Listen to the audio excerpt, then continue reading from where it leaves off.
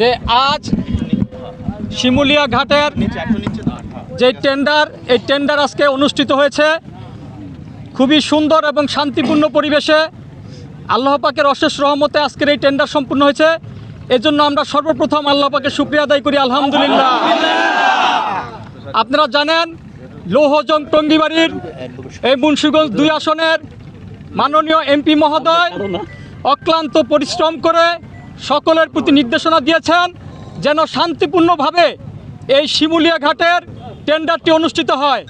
এজন্য উনি যারাই টেন্ডারে পার্টিসিপেট করতে চাইছে সকলের সাথে উনি মত বিনিময় করেছেন, বৈঠক করেছেন, নির্দেশনা দিয়েছেন এবং আজকেও সারাদিন উনি তদারকি করেছেন যাতে গুরুত্বপূর্ণ শিমুলিয়া ঘাটের টেন্ডারটি অত্যন্ত সুন্দর এবং শান্তিপূর্ণভাবে অনুষ্ঠিত হয়।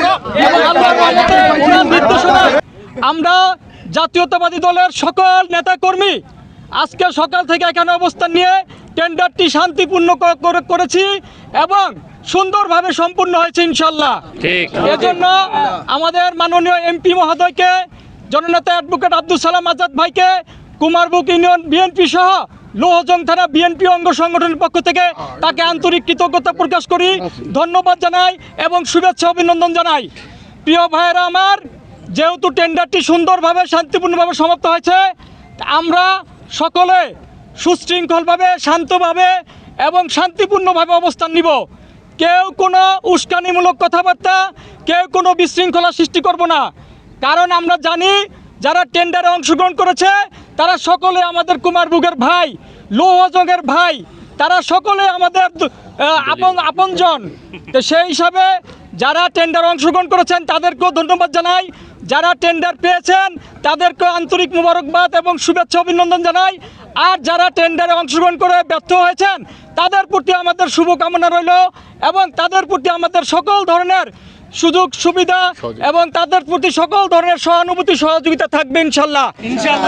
তাহলে আমরা কি সবাই শান্তিপূর্ণভাবে অবস্থান নিব? আমাদের এমপি মহোদয় জননেতা অ্যাডভোকেট সালাম ভাইয়ের নির্দেশনা কি আমরা অনুসরণ করব? ইনশাল্লাহ আমরা সকলে তার নির্দেশনা অনুসরণ করে শান্তিপূর্ণভাবে এই ঘাট পরিচালনা অংশগ্রহণ করব, যাতে এই বাংলাদেশের মধ্যে শিমুলিয়া ঘাট একটি আন্তর্জাতিক মানের এবং বাংলাদেশের মধ্যে একটি সুনামধন্য ট্যুরিস্ট ঘাট হিসেবে রূপান্তর হয় ইনশাল্লাহ। একে নিয়ে আমাদের যেহেতু এই ঘাটটি হলো ঐতিহ্যবাহী ঘাট, মাওয়ার ঘাট, পদ্মা ব্রিজের পাশে ঘাট। আমরা বিগত দিনে লক্ষ্য করছি এই ঘাটে অনেক অনিয়ম ছিল।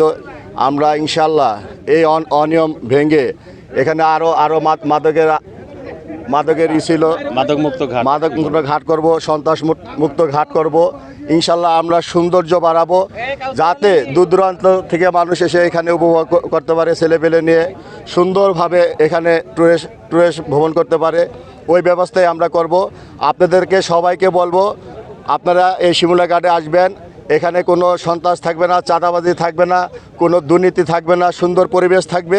আপনারা সবাই ছোট ছোট ছেলে মেয়ে নিয়ে এখানে ঘুরতে আসবেন। আল্লাহ হাফেজ।